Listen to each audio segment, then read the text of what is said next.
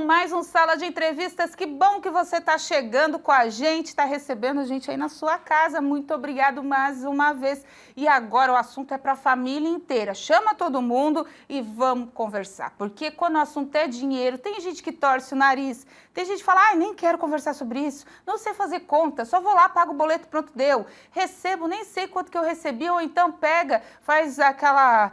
junto, né? Pega o dinheiro, todo mundo da casa, coloca num bolo só e sai pagando conta, não pensa no que está fazendo, não pensa no futuro, e aí vem a tua possibilidade de investir. Nós estamos entrando numa geração dessas crianças, adolescentes aí entre 17, 16, 18 anos que mais estão investindo em mercado financeiro das últimas gerações. É uma geração que com 30, 40 anos, se souber fazer tudo direitinho, talvez nem precise mais trabalhar pelos rendimentos que estão tendo. E também a gente tem uma geração de muita gente falando muita coisa na internet e muito golpe acontecendo. Por isso, no Sala de Entrevistas de hoje, a gente traz um convidado especial para falar sobre o assunto e você prestar atenção e anotar tudo aí na sua casa. Então, chama todo mundo.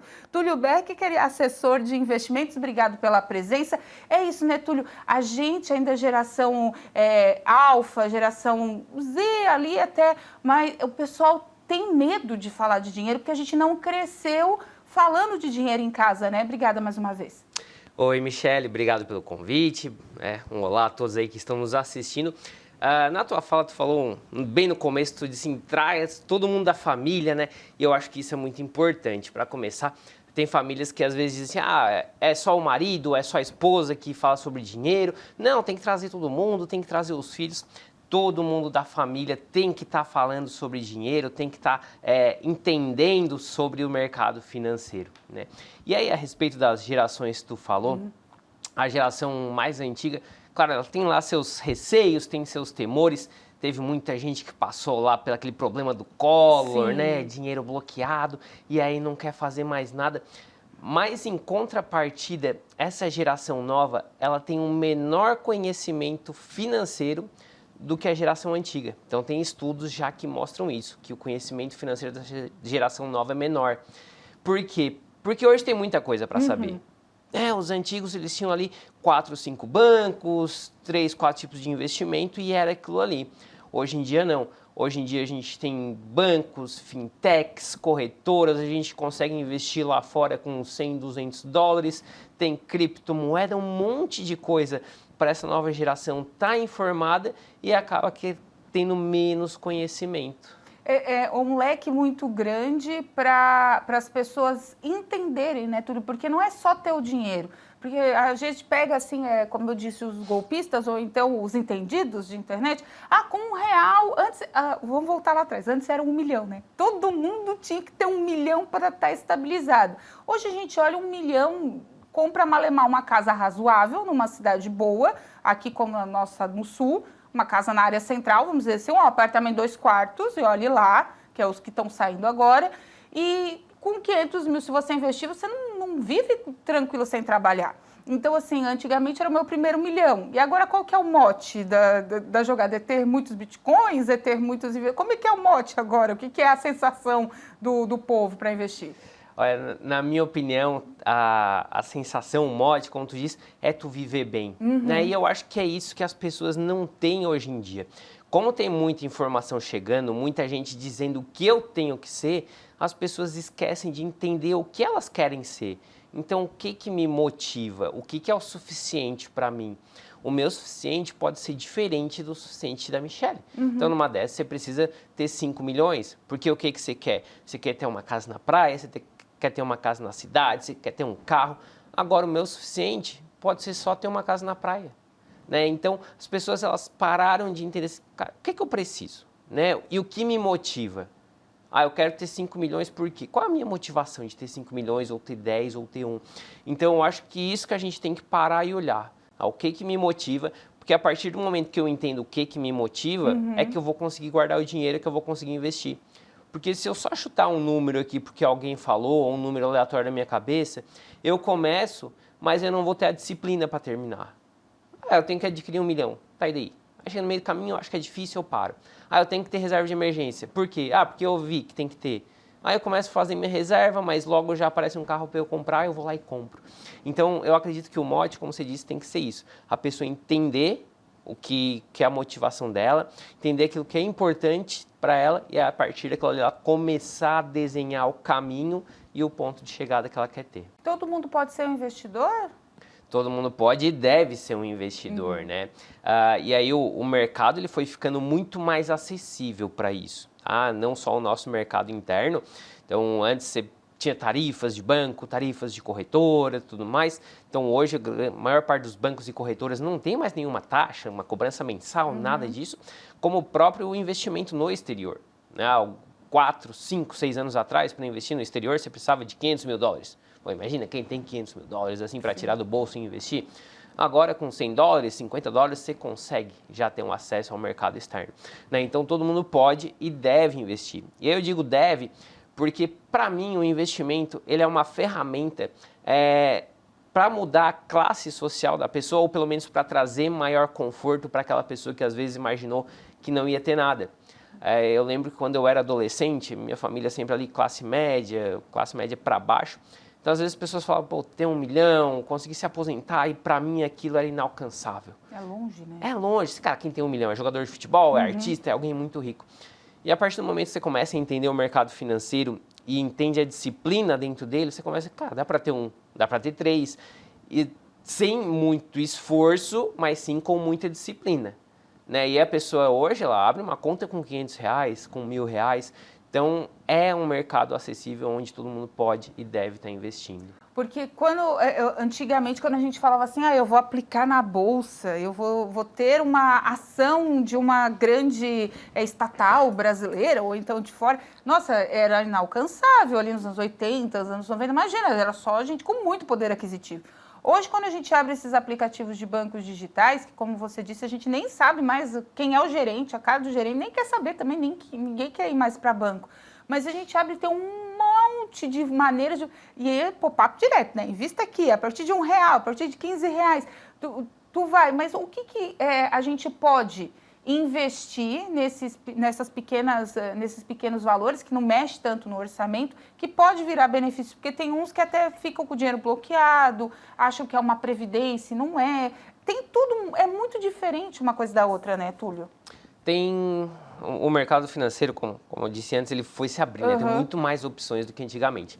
Então, o ideal é que a pessoa procure ali um especialista para estar ajudando ela, porque hoje se você abre qualquer plataforma de banco ou de corretora, vai ter muita coisa. Sim, é muita coisa. Tu fica perdido. E aí, IOF, ICMS, não sei o que, tu investe 10 e acaba tirando 5 e tu não entende cadê o que tu ganhou, né? É muito complicado, é complexo, né? É complexo. Hoje, na corretora que eu trabalho, são mais de 500 fundos de investimento dentro da plataforma, quase 60 bancos oferecendo renda fixa, fora toda a parte de renda variável. E aí, às vezes, a pessoa, sem um especialista, você vai entrar, vai olhar, isso aqui tá legal, eu gostei dessa taxa. Mas você não vai prestar atenção no prazo, que é um investimento, por exemplo, de 4 anos. Mas aquele dinheiro é um dinheiro que a Michelle queria comprar uma casa daqui a 2 anos. Aí, em 2 anos, você tirou o dinheiro e você perdeu. Por quê? Porque era um investimento de 4 anos. E aí, você tirou antes do tempo.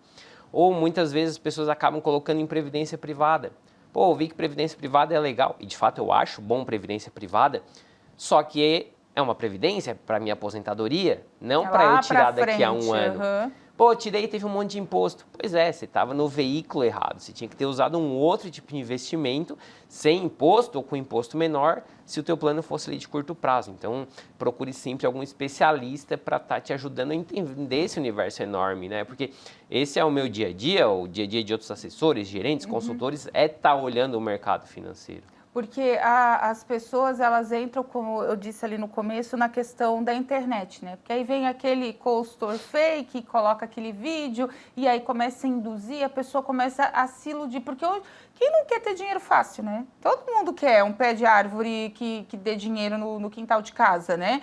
Mas não tem, não existe. O almoço grátis acaba saindo mais caro do que se você pagasse por ele. Então, assim, procurar caminhos e pessoas sérias é a melhor solução, né? Túlio, não é propaganda, não é nada, é porque é o dinheirinho teu suado. Quer ver que me revolta cair em golpe, gente? O povo que cai em golpe. E como que o povo cai em golpe? Tem 15, 20 mil reais guardado, né, Túlio? Como é que pode? Tem bastante gente que cai em golpe. E ano passado teve uma palestra com o Samidana aqui em Criciúma, ele é um grande economista aí, né? E aí perguntaram para ele, assim, sobre isso hoje, por que as pessoas têm tanta informação, mas fazem tanta besteira. E ele disse que tem muita gente dando informações de finanças, mas sem entender, sem ser do mundo de finanças, né? E aí, recentemente, acho que faz umas 2 semanas, que saiu uma lista dos 10 maiores influenciadores de finanças do Brasil. Desses 10, somente, eu não lembro se era 1 ou 2, tinham certificações de mercado financeiro. Nossa. E tinha ali 1 ou 2 que não tinham nem graduação, nem nada. E tudo bem, a pessoa pode ter estudado isso, mas será que eu estou pegando a informação no meio certo? Porque se dos 10 maiores, só um tinha ali certificação e alguns não tinham nem informação, imagina se eu abrir isso para 500 maiores, né? Então, pô, eu estou buscando informação, é legal que hoje a informação chega mais, mas de que forma, quem está me trazendo essa informação, né? Então, tomar cuidado com isso, além de ter uma pessoa ali te ajudando, um profissional, também da onde que está vindo essa informação, né? Exatamente. E chamar, né, esse adolescente, essas pessoas que querem fazer isso para conversar. Porque, como a gente está dizendo, tem muita gente expondo e falando o que pode fazer, mas a volta disso pode ser muito pequena, pode ser indesejável, ou até mesmo pode se perder tudo que tentou se conquistar, né? E como vem uma geração que eles estão em casa. Eu sei que eu tenho saída de adolescente ali, entrada na fase adulta. Tem uns 2, 3 ali que eu monitoro. Eles estão em casa. Muitos não gastam dinheiro para nada. Então, o que estão recebendo de trabalho estão guardando. E ainda guarda errado, porque só guarda na poupança. Aí começa a pegar, não, mas tu compra uma ação aqui, não, tu investe ali. É aonde vai escorrendo, né? Abre a torneira e já foi, né? Sim. E outra coisa, assim, quando eu pego alguma dica, quando eu vou atrás de algum influencer, alguma coisa, ele está falando para um público geral, né? E eu tenho também meu Instagram, que eu faço lá algumas postagens, e ali a gente fala para um público geral. Quando eu vou desenhar uma carteira de investimentos, dentro do meu trabalho de assessoria, ou um gerente vai fazer isso, eu tenho que olhar para a Michelle e entender exatamente o que tu falou. Beleza, você tem filho? Você é casado? Para quando você vai utilizar esse dinheiro? Hoje, como que é a tua renda? Entender, às vezes, até traumas que você tem lá de trás. Esses dias eu estava conversando com uma família e eles gastando muito com o mercado, assim, e aquilo incomodava eles. E eu fui entender, a esposa, a mulher daquela família, quando criança, ela passava fome. Né? Então, eles não tinham comida. E aí, hoje em dia, ela quer comprar tudo aquilo que ela não tinha antigamente. Então, quando a gente monta um planejamento financeiro, a gente acaba entendendo essas coisas pequenas que às vezes vão fazer diferença. E quando a informação está ali na internet, ela não está dessa forma, porque a gente fala para um público muito grande, né? E aí tem que filtrar bastante, né? Saber para onde vai. Tu falou de planejamento, o pessoal pensa no planejamento na virada do ano, né? Estourou os fogos, vamos planejar, esse ano vou colocar tudo no papel. A boa e velha tática de colocar no papel, porque para Michelle funciona, porque eu penso ali, né? No que eu estou fazendo, mas colocar, esmiuçar, te dar, né, a forma concreta do que tu está gastando ainda é bom? É perceptível para tu organizar tuas finanças em casa? Eu gosto, tá? E, claro, a gente tem que ir tomando alguns cuidados. Essa questão, por exemplo, de anotar todos os gastos, eu acho que ele é interessante para quem é muito desorganizado. Então, aquela pessoa assim, eu ganho 5 mil, mas eu estou gastando 7, 8, estou com cartão endividado. Então, no primeiro, segundo mês é interessante que anote todos os gastos para ver onde o dinheiro está indo. Hoje em dia, tem um monte de streaming. Daqui a pouco a pessoa está assinando 5, 6 streamings e está assistindo um só. Daqui a pouco só de restaurante está gastando uma enormidade. Só que também tem estudos que mostram que se tu começa a fazer isso por muito tempo, a contabilidade mental que eles falam, teu cérebro vai cansando. Então, você vai cansando de anotar tudo, de ver onde está toda a gaveta ali. Então, a partir daquele momento que você já descobriu, então eu entendi que estava indo fora aqui o dinheiro, estava indo fora ali, você pode começar a fazer diferente. Então a minha renda é de 6. Eu sei que meus gastos fixos são 3. Eu consigo poupar 1.000 Então, beleza, fiquei com 2 mil aqui meio livre, eu não preciso estar muito me preocupando de que forma eu vou gastar esses 2 mil aqui, sabe? Então, mas esses propósitos de ano novo são interessantes, né? Mas a pessoa tem que, claro, seguir depois. Sequência, né? E aí volta aquilo que a gente falou no começo da conversa da família. A família é importante, né? Para isso. A família toda tá junta. Bom, às vezes eu caio um pouco, minha esposa vem, e aí, como é que tá o nosso planejamento? Né? Isso funcionou muito lá em casa para a questão de academia. Então, a gente não ia para academia, começamos aí os dois juntos. E a gente vai cedo, a gente vai às 6 da manhã. Às vezes um acorda com um pouco mais de preguiça, o outro já chama, bora, levanta aí pra gente ir também. Então, quando o casal ou a família se une para o mesmo propósito financeiro, fica ainda mais fácil, porque um vai puxando o outro. Não é cobrando, não é enchendo o saco, né? Mas é ir correndo atrás daquilo que a família de fato almeja ali para o futuro deles. Então tá certo. Gente, a gente vai para um rápido intervalo e voltamos já já. Se você perdeu esse bloco, não fica triste, fica todo disponível no nosso canal do YouTube, /TV Primavera Criciúma, para depois você chamar a família. Ó, tá vendo? Tem que fazer as coisas certinho, dá para guardar aqui uns pilinha por mês para a gente investir. Já já a gente volta falando mais sobre investimento com o Túlio Becker. É rapidinho, a gente volta já.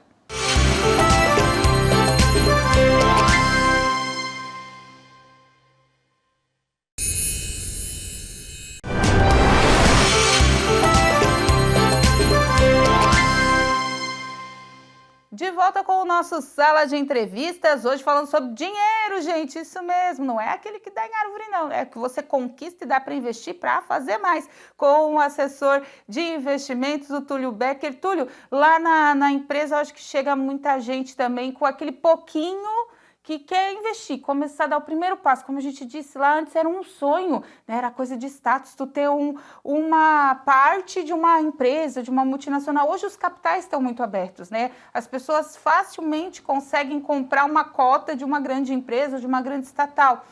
Hoje as pessoas elas estão mais atentas a isso, essa geração ou os mais antigos estão mais atentos a isso, de ter aquela participação com menos medo de mexer na bolsa? As pessoas estão com menos medo de mexer na bolsa, de fato, o que às vezes até traz um pouco mais de risco, né? Então, às vezes a pessoa vai sem ter conhecimento nenhum, sem ter uma assessoria nenhuma, então acaba indo lá. Mas, de fato, hoje as pessoas estão com menos medo de conhecer investimentos diferentes, né? De saber que a diversificação de carteira vai te trazer um melhor resultado. Quando eu falo de diversificação de carteira, é você ter aí às vezes 5, 6, 7, 10 ativos diferentes dentro de um mesmo portfólio. Então, eu vou ter a carteira de investimentos Túlio Becker. Dentro daquela carteira, eu vou ter uma parte mais conservadora, eu vou ter ali a parte que é a minha reserva de emergência, eu vou ter a parte pensando lá na minha aposentadoria, eu vou ter uma parte de patrimônio dolarizada lá nos Estados Unidos, eu vou ter uma parte de patrimônio em criptomoeda. Então, eu posso ir construindo uma carteira bem diversificada. Por quê? Se essa parte aqui não dá muito boa, tem a outra parte que compensa, tem uma parte mais defensiva. Então, eu acredito que sempre ganha mais aquele investidor que diversifica a sua carteira. Mas hoje com pouco já dá para investir? Com pouco já dá para investir. Quando eu comecei os meus investimentos, eu comecei com R$2.000. E hoje a pessoa pode começar com 500, com 100, com 1.000. O importante é começar. Porque às vezes você fica esperando, assim, não, eu quero ter um pouquinho mais para começar, para já pegar aquele outro ativo. E isso não começa nunca. Porque às vezes você está esperando juntar 5.000 para começar. Aí você está lá com 3, aí deu algum problema, aquele 3 virou 1.500, aí você já desanima. Então, começa com o que tem e aí vai formando ali o patrimônio. O pessoal, quando vocês conversam, né, nos seus cursos, nas suas consultorias, eu acho que ainda tem muita gente com o pensamento que investimento ainda é só imóvel, né? Carro o pessoal já entendeu que não é, né, gente? Carro não é investimento. Carro saiu da concessionária e já desvalorizou 20 mil. Do zero, né, que eu tô falando isso. Mas o pessoal achava que quem compra terra não erra, né? O velho ditado. Mas hoje já meio que desmistificou isso também, né, Túlio?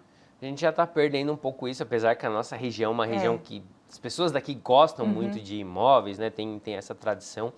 E, de fato, imóvel é um investimento, mas são coisas diferentes que eu acho que serve também como diversificação em carteira. Então, claro, a pessoa pode ter o seu imóvel, deve, rende bem, mas tem que ter também o seu dinheiro, porque dinheiro é liquidez. Eu não consigo pagar um boleto com um imóvel, né? Eu preciso de dinheiro para pagar meu boleto. O imóvel, se eu for comprar um apartamento na planta, ele demora aí 4, 5, 7 anos para ficar pronto. Já o investimento, eu posso fazer um investimento para tirar daqui a 3, 6 meses, né? E o imóvel tem ali algumas contas que às vezes as pessoas também não colocam ali eu tenho que ver o IPTU que eu vou pagar, eu tenho que ver cartório que vai pagar, comissão de corretor, barato, tá bem cartório tá um caro. absurdo, a sucessão, porque aí hoje se eu tenho imóveis, eu sou casado, e eu falecendo, a minha esposa fica com uma dívida de quase 15% do valor dos imóveis para pagar depois. Então como é que eu vou planejar essa sucessão também para depois ela não ficar no prejuízo? Eu conheço diversas famílias que tinham ali 5, 10, 15 milhões em imóveis, que aí depois não consegue fazer a sucessão, o inventário, né? Ou perde boa parte do patrimônio fazendo o inventário. Com certeza. E aí é questão de planejamento mesmo, porque a gente vê também esses consultores, não compra mais, a tua casa própria não é investimento, moradia não é investimento, mas enfim, também pagar aluguel também não é. As pessoas ficam meio perdidas nesse barco aí, né, de imóveis, enfim, de investimentos pessoais, o que é... Porque assim, é muito relativo, como tu disse, o investimento para eu morar... É claro, eu não vou vender, não vai ser um dinheiro que eu vou ter, mas tá ali, vai que acontece uma desgraceira na minha vida, eu tenho como vender e ainda reverter investimento em dinheiro para mim, né? E eu sempre digo assim, que o investimento é o quê? É para se ver bem. Então eu vou dar o meu exemplo. Quando eu casei, a gente alugou um apartamento, porque a gente não sabia exatamente qual bairro a gente queria morar, tudo mais. Então a gente alugou um apartamento, ele era todo mobiliado. Chegou num ponto que eu queria trocar o sofá. Cara, cheguei em casa cansado, quero deitar num sofá bom, queria um sofá melhor. Se eu trocasse o sofá, quando eu devolvesse o apartamento, eu ia ter que deixar o meu sofá, porque eu não tinha onde guardar o outro. Sim. Queria derrubar uma parede, queria uma cozinha maior. Pô, não podia, o dono do apartamento não deixou, tudo mais. Então foi me gerando um transtorno que na minha casa, estava me deixando insatisfeito. Então chegou o momento da gente comprar um imóvel, porque eu preciso de um bom lugar. Mas a conta disso... É o tipo de decisão que a gente não bota em planilha, é o tipo de decisão que a gente vê o nosso conforto e a melhor forma da gente viver. Imagina se é um concursado e você passou lá para o Amapá. Você vai querer morar o resto da sua vida no Amapá? Talvez não. Você vai ficar lá 2, 3 anos quando puder sair de lá. Então, para que você vai comprar um imóvel lá? Não, então você mora de aluguel e depois, quando você vê onde vai se estabilizar, daí você compra o seu imóvel. Sofá, seja qual for. Mas aí eu alugo. Será que é fácil alugar um imóvel no Amapá? Não conheço o mercado imobiliário lá, tal. Então, tem coisa que a gente tem que sair da planilha, né? Parar de fazer conta e pensar assim, beleza, o que vai ser o melhor para mim? Fazer adaptação da realidade, do momento, né? Como eu vou botar minha cabeça no travesseiro e vou dormir bem? E aí, nessa hora que entra essa questão de comprar ou investir. Porque tem muita gente também que, eu comprei um imóvel, vou vender para colocar todo o dinheiro dele na bolsa, eu vou investir porque eu vou viver tranquilo o resto da vida. Dá para fazer isso também? Dá. Eu conheço gente que fez isso, conheço gente que mora de aluguel, assim, só com dinheiro dos rendimentos e tá tranquilo. Né? Não é o perfil que, por exemplo, cabe a mim. Eu gosto de ter minha casa, meu canto ali. Não quero ter muitos imóveis, mas o meu ali eu gosto de ter. Não, pintar a parede, né? Colocar fazer um buraco. Derrubo, eu faço o que eu quero porque é meu ali. É verdade. Ô, Túlio, a gente, como falou também, crescemos nas gerações que não se falava de dinheiro.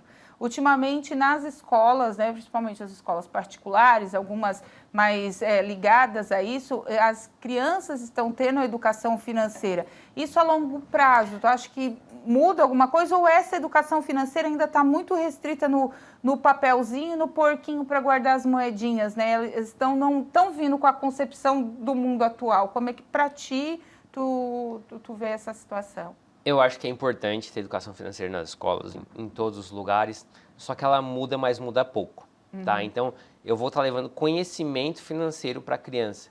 Mas o conhecimento financeiro, ela entender que ela precisa poupar, ela entender o que é um CDB, não vai mudar tanto na vida dela. Então, tem estudos acadêmicos já que mostram isso. Então, o que de fato vai levar uma mudança para essa nova geração, para as crianças e tudo mais, é o convívio com a cultura do dinheiro. Então, é uma sociabilização do dinheiro. Ou seja, é em casa os pais conversarem com essa criança, né? A criança vê a atitude financeira dos pais. Como é que meus pais gastam dinheiro, como é que não gastam, no que a gente está investindo. A criança ganhar uma mesada e saber trabalhar com aquela mesada. Esses dias minha esposa estava mostrando um vídeo no Instagram de uma criança que ela ganhou dinheiro e ela vai no mercado. ela começa a olhar, não, esses chips aqui eu não quero, porque senão vai acabar todo o meu dinheiro nesses chips. Então, esse tipo de coisa vai agregar muito mais no conhecimento financeiro dessa criança do que ter educação financeira na escola e outro tipo de coisa. As duas se complementam, mas eu ter uma sociabilização em casa e principalmente com exemplos claros, vai ser muito melhor, muito mais eficiente do que ter uma matéria de educação financeira. Esses dias eu estava vendo alguns virais também na internet. Como que eu vou explicar para o meu filho que a vida não é um morango e que ele tem boleto para pagar se eu dou tudo para ele? E isso também a gente cria um entrave nessa geração que está vindo, né? Não dá para ser tudo de mão beijada, tem que ensinar, né? Tem que levar no mercado, tem que levar agora, quando vai comprar material escolar, quando vai comprar roupa, quando vai viajar, tem que mostrar o quanto se gasta, né, Túlio? Sim.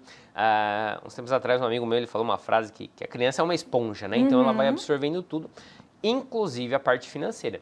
E aí hoje tem testes onde a gente vê qual o nosso tipo de perfil financeiro, não é aquele perfil de moderado, conservador, agressivo, mas um perfil de fato, a gente entende as nossas crenças, e cerca aí de 15 a 30% do ser humano financeiro que a gente se torna, foram coisas que a gente absorveu durante a nossa infância.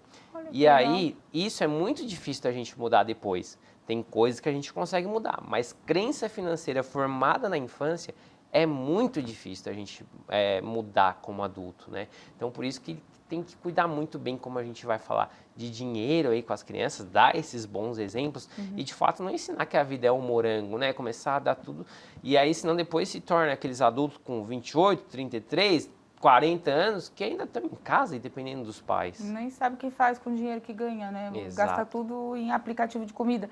E deixa eu te perguntar uma outra situação que a gente tem visto corriqueiramente, que é essa questão do dinheiro investido nas plataformas, não é investido, é perdido, né? Nas plataformas de jogos. Eu tenho por base que para ti deve ter já chegado alguns casos de pessoas que acabaram perdendo alguns milhares ou alguns reais aí nessas questões. Não, como a gente disse, não tem almoço grátis, né? O pessoal está perdendo muito dinheiro por bobeira. Por bobeira. Tem um estudo que mostra que tem mais pessoas jogando em bets, tigrinho, esse tipo de coisa, do que investindo em título público do governo. Se não me engano, 14% da população apostou e 3% da população investiu na bolsa.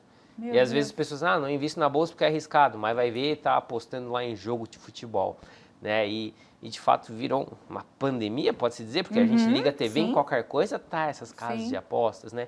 E o pessoal perdendo dinheiro de monte, causando problema de saúde nas pessoas e causando problema financeiro no país, porque essas bets tiraram bilhões da nossa economia aí no último ano. E saúde pública também já está constatado, porque, né, tentado a própria vida, depressão e N problemas, né, que tá gerando essa situação, porque aí a pessoa é envolvida, vou ali, é 10 reais, vai virar 20, aí vira 30, mas daqui a pouco perdeu 80.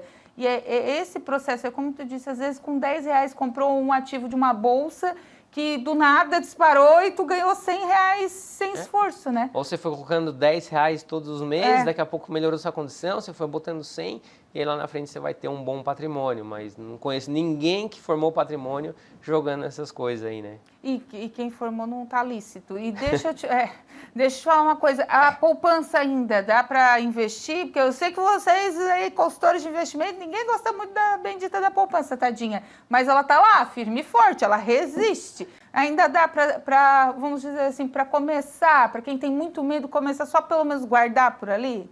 Se for só para guardar, ela serve, mas hoje tem coisas muito melhores, né? A poupança no último ano, se não me engano, ela deu 8%.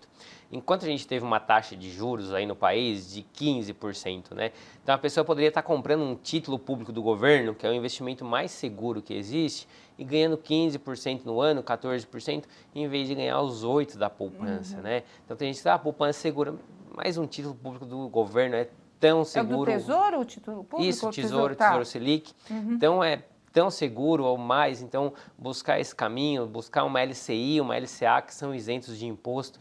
Então tem coisas aí tão seguro quanto a poupança e que vão pagar mais. É que tem muita fake, né, Túlio? Então, assim, eu conheço casos de pessoas que foram lá, tinha seus milzinho ali na poupança, foi lá, tirou tudo e colocou debaixo do colchão, porque com medo, porque o governo vai vir pegar de novo, traumas do plano Collor. Teve gente que, não, agora vai ter a taxação do Pix, que não taxou nada, e que agora o governo veio e desmentiu mais uma história. Enfim, as pessoas hoje, elas acreditam em qualquer coisa e se desesperam, e por isso talvez não fiquem patinando nessa questão de investimentos, né? Internet, ao mesmo tempo que trouxe muita informação, virou um palco de louco, né? Então, mas aí, assim, sempre buscar a maneira certa da informação, né? Buscar a informação no lugar correto, que a pessoa vai saber onde está investindo da melhor forma, buscar um profissional para estar ajudando. Com certeza. Nas tuas redes sociais, a gente passou as redes sociais dele aqui, da empresa. A empresa é... Amável Investimentos. Amável Investimentos também está passando por aqui, ó. O Instagram, vocês podem seguir lá, é de confiança, gente, para vocês poderem aí pegar informações com credibilidade de qualquer lugar do país. Túlio, só para a gente finalizar, então, é só guardar um pouquinho por mês que dá para fazer investimento. Guarda um pouquinho todos os meses, o importante é a constância e o longo prazo. E lembrar, né, que ostentar é diferente de usufruir.